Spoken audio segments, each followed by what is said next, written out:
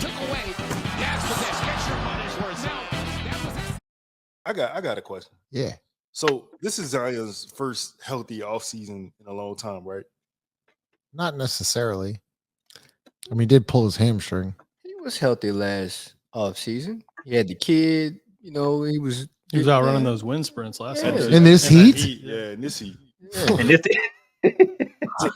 So my question is: Does Zion come back to this season having added anything to his game? Good question. I'm going to go on and say, yeah. I'm going to say the jumper is more of a consistent thing as you see in game one. That was going to be like my follow-up is what do you want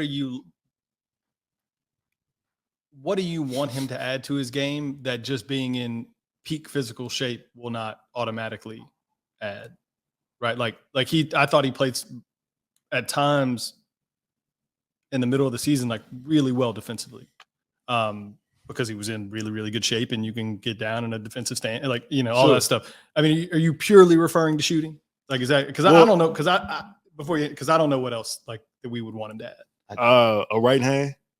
Fair enough. Some type of post move. Because the thing about it, my bad. No, The thing about it for me is, right, if you're an out of shape player, the Good easiest thing you could do is shoot a jumper. Yeah. You know what I'm saying? What did you just say? What did you just say? If you're not in shape, the easiest. Well, I was also thinking if you're also injury prone, like Zion in like lower extremity injuries, shoot more. Falling to the ground and I mean, it is taking a all these part. blows to the Ooh, Dang. wow. Hey, it's yo. Good catch. I didn't like Yeah. Yeesh. Yeah, he did. Yeet, yeet. Yeah, he did. I did. Out of bounds. Did you? Did I? I was an hour in, man. I want to thank the Lord. I want to thank Coach Harbaugh. Fucking love you, man. Love the shit out of you, man. Yeah, I doubled up on it, but I was an hour in. That's what you say. Let me Chris, nah, bro. I don't want to hear. Nah. Justin, I would just say this. The thing about the jumper though is this. It's like it's a part of the game. It's not like some foreign part of the game that like you don't ever have to do. Like you gotta be able to shoot a basketball. And frankly, like, why would you want to have this incompleteness in your game that you can't shoot like you can't shoot the motherfucker? Or you But what if he can't? That's what I guess that's what I'm at. I mean, like I know we've gone down this road because I think him adding a right hand is like 6 to 8 more points a game of just like easy. Yes. Easy because they overplay the left. It's just so easy. A spin off layup, right? Like this is basic stuff. I think expecting more from like, I don't know. I go back to the Giannis. I go back to there's a lot of players like that. Like I don't want him to stop doing this thing that like this other aspect of his basketball game that's just unbelievable, otherworldly, like no one else can do. I think if he can add a right hand and like transform that into something even greater, that would be more eye-opening for me than seeing him like, because we know what's going to happen. The preseason, he's going to make a jumper and everybody's going to say, this is it. He can shoot. It's over. And then it's going to like, he just. I don't even necessarily mean a jumper. When I say, and then the right hand shit, like definitely you got to have a right hand. But like, I mean, like, I want him to be aggressive where he scores the basketball, but I'm saying like adding little things like a floater. Yeah. Adding better footwork. Floater would be nice. Adding like a side step to your you say your layup, like drop stepping to the right side. So it's not just all this. No, I understand what you're saying. It's just a sweep move. It's a face-up sweep move every single time. So then I guess you answer your own question. Do you think he's going to show up and have added any of those things, like those basic little things? No. I just want to answer the question. Go ahead. I think the jumper is more important than the right hand. Really? Okay. I completely agree. I think the jumper is just the willingness to take it. He'll be able to get to the rim more frequently if he just takes more jumpers, the ones that are open, because they're going to be sagging off him, right? 2 to 3 feet. Has he pulled? Like you did it before. Like just continue. Like I don't care about the misses half the time. Yeah. Because eventually they're going to go in and then they're gonna have to guard you a little bit closer, and that's gonna happen. What's gonna happen after that is the sweep throughs are gonna work, and then you'll be able to. I think he can finish with his right hand. I just think he chooses not to do it, just like he chooses not to shoot the jumper. Yeah. No, I remember there was some points last year where he was not so much just a standstill jumper, but he was getting to the free throw line, elevating. Yeah. Those are I think of those type of shots as different than those like almost the ones Lito was talking, like the lazy ones, where it's like, they're not really guarding me. This is out of rhythm. Like, let me just take one dribble and shoot. Those always feel not part of his game. But yeah, in rhythm, off 2 dribbles, getting to the elbow, elevating. Like, I mean, that's can't even contest. Yep. That. No, it's just a pick and pop, like just a simple pick and pop. I don't know if I want him popping. No, I'm talking like D West pop, not. Hey, yo. What? Do not fucking tell me. Do not tell me that's out of bounds. I mean, you can't say anything on the show. Hey, like, literally. That shit funny, dog.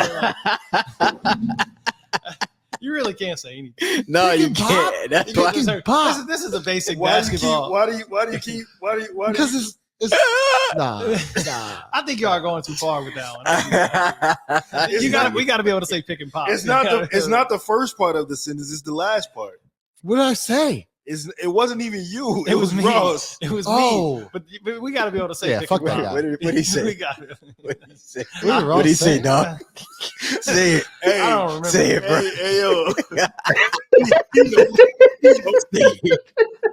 I don't remember. I got a short memory. I don't remember.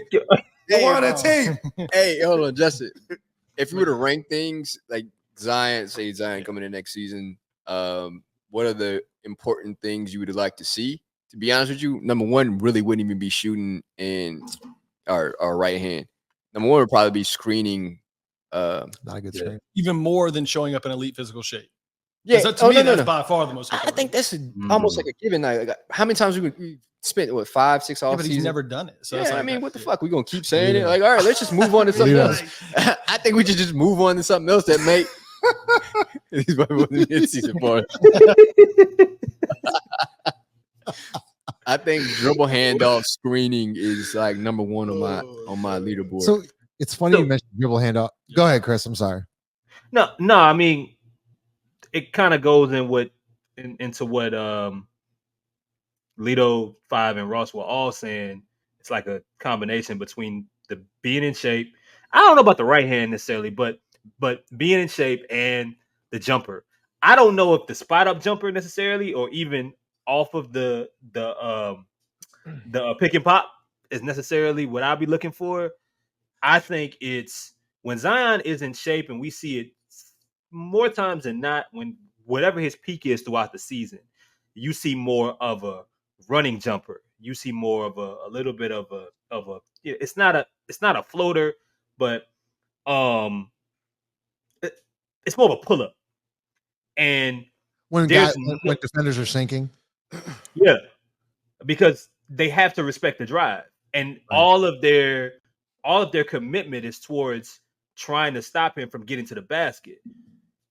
But you really only see it whenever he's at his peak conditioning throughout the season. That's where everything clicks in, from the confidence and so on and so forth. Someone put in the comments about the Suns game, but it was the Kings game, and it was a little bit of that Lakers game as well. The last one, not the one of the regular season, the one in which he got hurt. But that's what I want to see more of, because we never see it to start the season. It's always a build up. It's always a like, okay, we'll see it in flashes, but he can't do it. He can't really, we don't get a chance to see it as much, because either A, he's rusty, he's working back from something, or he's not in the right shape. Yep. If we're able to see peak Zion in the beginning of the year, and he's able to exhibit what we saw from Golden State, the Golden State game on that road trip towards the end, the Sacramento game, the Lakers game, the Suns game, just if that Zion is present with that shot, it changes every single thing, because at that point there is no way to guard him. So I don't even care as much about the stand. I want him to shoot more jumpers, 100%. But that shot, when it comes to Zion, is indefensible. And Chris, to your point, Do you remember the bench's reaction when Zion took that shot and then they hit it? Like the bench like reacted like it was like the Steph Curry like night like 3-pointer. Like the whole bench got up and just what? No. I'm just looking at like Chris. Let's let it ride, man. I'm listening. Let it ride. No. I'm engaged. Go ahead. I'll just say I think it gives when Zion hits those little 15-footers, I think it gives the entire team confidence, if that makes sense.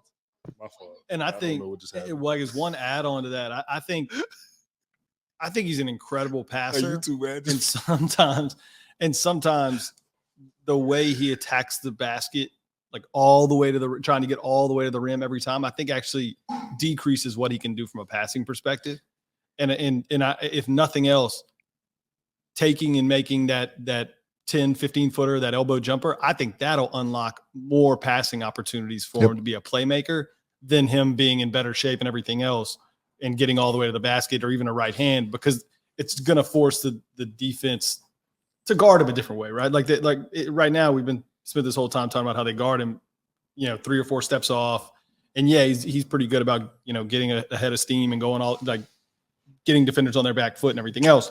I think if he hits that shot a few times, it totally unlocks passing lanes, cutting opportunities, guys in the corner, everything else. So that's why I think the screening is the most beneficial, because then you get to play 3-on-2, 4-on-3, 2-on-1. Like, so advantages. So basically the name of the game. Yeah. I like Go ahead, Chris. No, I was gonna ask, I struggle to even name what that shot is at Zion, because it's not. I mean, it's technically a pull-up, but we talking like 7 feet away from the rim. Like, it's not like typically that's what's saved for floaters, for runners, and that shot. I mean, he's shooting the basketball with 2 hands, right? Like, it's reserved for only him. No one else really exhibits that jumper. Like, so what exactly is it? Hey, a jumper's a jumper. I mean, I don't know what that means. All right. Yeah. Zion's jumpers look like he played in the ABA. You know what I'm saying? Like, Oh my god. like how jail. yeah, or like when the whole game happened right around the room. Like, that's what Exactly. Yeah. Okay. Like, Andrew Toney, if anybody, shout out to you, Will. That's Jackie Moon. like that's what Zion's jumpers look like. But hey, man, his ability to take them. Like, I make a miss. Usually, probably just gonna, one in the air, take the jump shot, right? One in the Want to thank the Lord. Want to thank Coach Harbaugh. I was having a good show. Wahab, I saw you snitching. You know what I'm saying? Like, hey, bro, I wasn't the one talking about foreigners, bro. You, I thought we was good. But based on your name, I thought we was brothers. How can you not like this show? We're supposed to be brothers. Hey, Chris, I think that would be called a walk-up. It's not a pull-up jumper, it's a walk-up. Ooh, I like that. That's different.